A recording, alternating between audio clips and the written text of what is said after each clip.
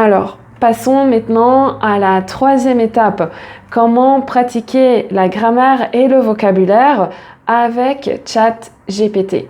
Alors, on a déjà vu comment pratiquer le français parlé, comment pratiquer le français écrit. Et c'est vrai que pour ces deux tâches, il faut avoir un certain vocabulaire et une certaine notion de grammaire. Après, si tu vois qu'en fonction des exercices, c'est un peu olé olé, comme j'aime bien dire, c'est un peu catastrophique, c'est pas super, ou si tu vois que c'est bien, mais il y a des choses à améliorer, tu peux poser des questions plus spécifiques par rapport au vocabulaire et à la grammaire. Donc, imaginons quelque chose qui est très difficile en français, c'est le subjonctif. Et alors, on va lui dire, peux-tu m'expliquer l'utilisation du subjonctif en français d'une façon simple et courte. On va voir ça pour simplifier les choses, parce que c'est pas facile. Alors, ok, donc ici, il se lance dans une explication du subjonctif et il dit donc quand il est utilisé, donc avec des verbes, avec des structures comme il est important que, il faut que, je veux que, il est possible que, et aussi avec certains verbes suggérer, demander, ordonner. Ensuite, ok, il dit qu'effectivement en français ça peut être difficile. Et c'est un mode utilisé pour exprimer une action souhaitée, éventuelle ou incertaine. Ça, c'est un bon résumé, parce que généralement, tu utilises le subjonctif uniquement quand c'est un souhait personnel, donc je veux que ou je souhaite que, quand c'est éventuel, donc quand c'est une hypothèse, donc quand c'est pas vraiment 100% sûr, et donc incertain aussi, évidemment. Oui. Alors ici, il a bien résumé la chose, mais je trouve qu'il a pas mal résumé. Il y a beaucoup de détails qu'on pourrait ajouter. Mais alors, on va laisser ça comme ça. Donc ça, c'est un bon résumé. On va dire que c'est pour avoir une version plus facile. C'est ce qu'on lui a demandé. Et donc ici, on va lui demander, peux-tu me donner des exemples de phrases avec le subjonctif et m'expliquer. Voilà. Et donc ici, bien sûr, voici quelques exemples de phrases avec le subjonctif et leur explication. Voilà. Ah, ça c'est parfait. Ça en fait c'est mieux que de demander l'explication courte et simple. Ici, des exemples directement et leur explication. En fait ici, il te donne à chaque fois des exemples différents avec l'utilisation du subjonctif et il explique à chaque fois pourquoi il faut utiliser le subjonctif dans ces phrases. C'est parfait.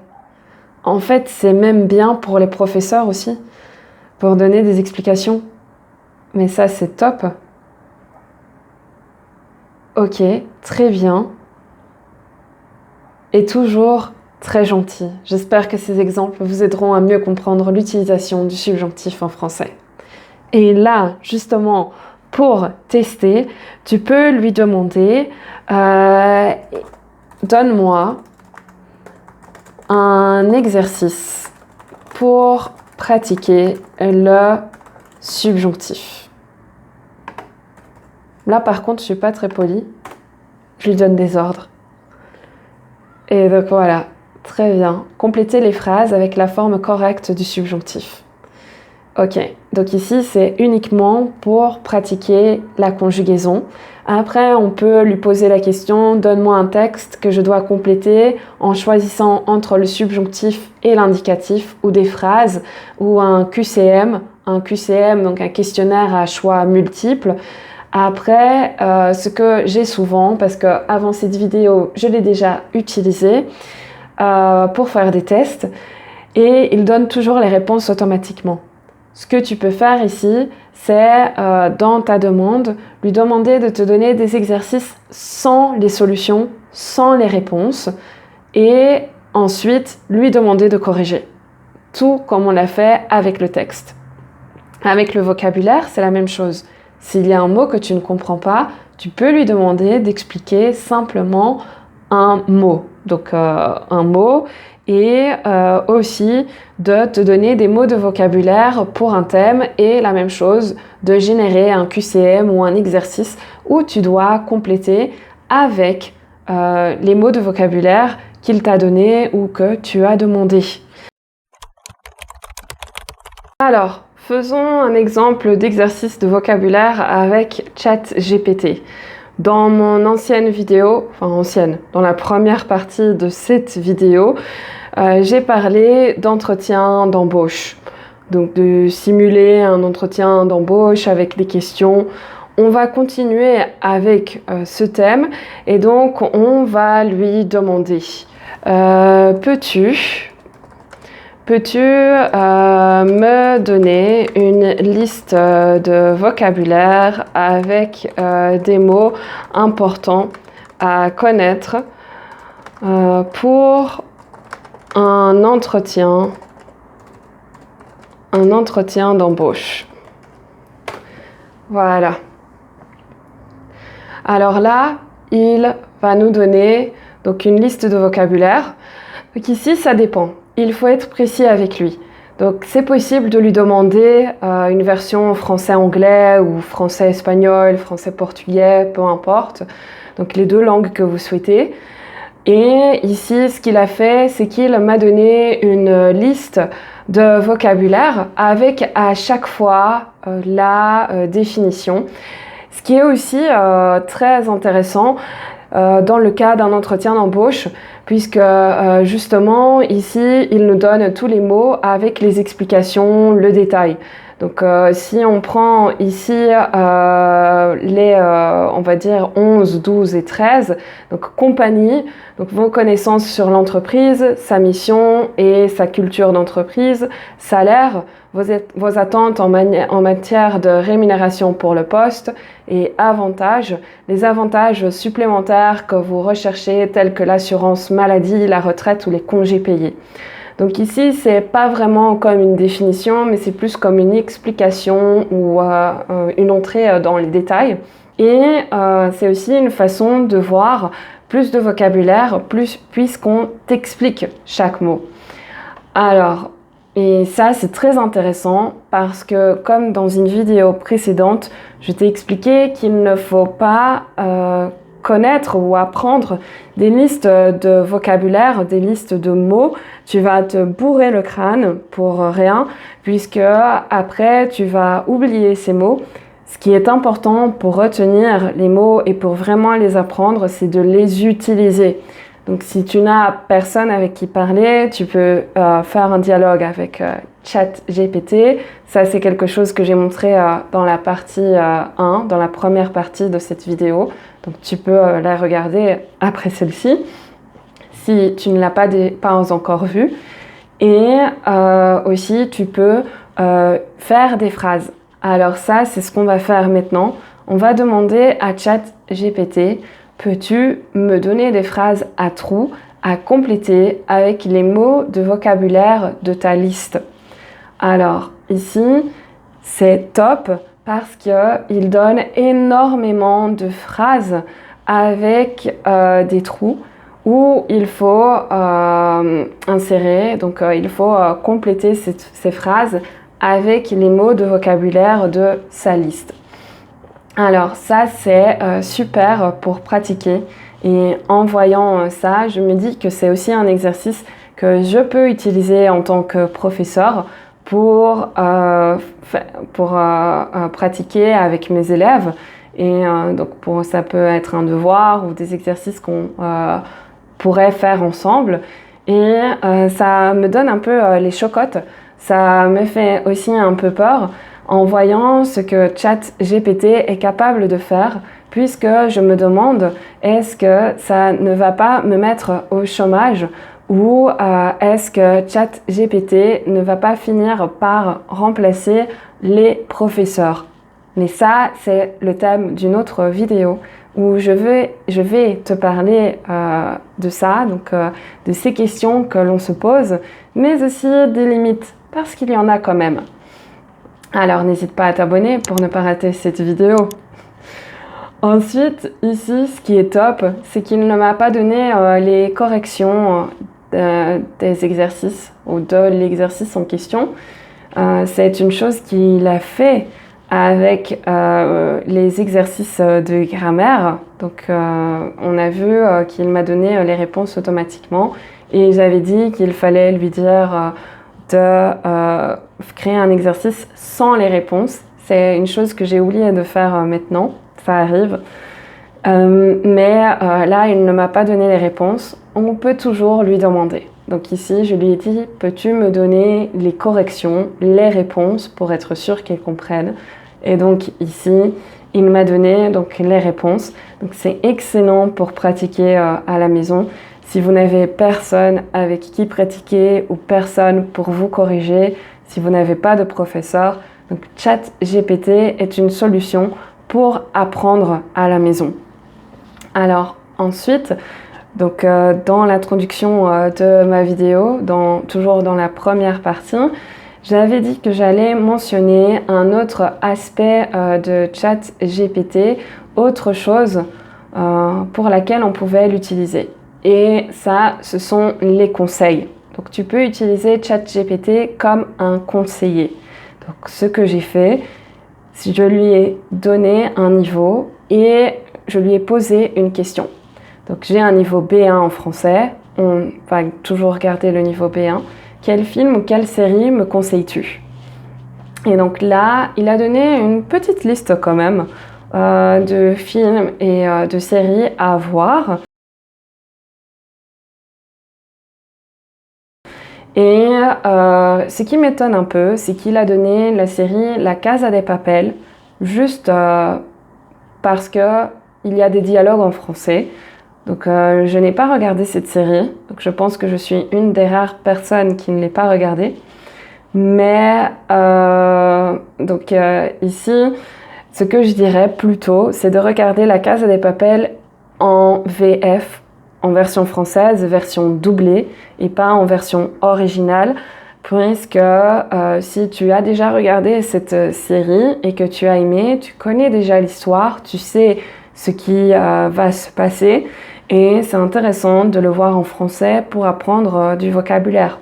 Et ensuite, ici, très important, quand il a donné sa liste au tout début, il a dit « Je vous conseille de commencer par regarder des films et des séries avec des sous-titres en français ». Alors, ici, donc c'est quelque chose, c'est un conseil que je donne même à mes étudiants avancés, de regarder avec des sous-titres. Donc je dis résistez à la tentation, ne regardez pas toujours les sous-titres parce qu'il faut quand même essayer de comprendre ce que vous entendez sans lire, mais c'est toujours intéressant d'avoir les sous-titres dans le sens où on ne dit jamais ce qu'on écrit, on ne prononce pas ce qu'on écrit en français. Donc c'est comme deux choses différentes, deux choses séparées. Et c'est intéressant de voir comment on écrit un mot et comment on le prononce pour se familiariser autant avec la prononciation et l'orthographe. Et puis parfois on passe à côté d'un mot, donc on n'y fait pas nécessairement attention puisqu'on comprend le contexte général ou la phrase. Et parfois c'est un mot qu'on trouverait plus utile si on avait les sous-titres. Et donc avec les sous-titres, tu peux voir « Ah, c'est vrai, je connais ce mot-là » ou bien peut-être tu ne le connais pas et tu peux le noter, l'écrire quelque part pour le retravailler par la suite. Et ça, ici, donc, il termine en disant que ce sont des suggestions subjectives et qui dépendent de tes préférences personnelles. Alors, si tu veux être plus spécifique avec lui, tu peux lui demander directement des comédies françaises, des films dramatiques, des films d'action.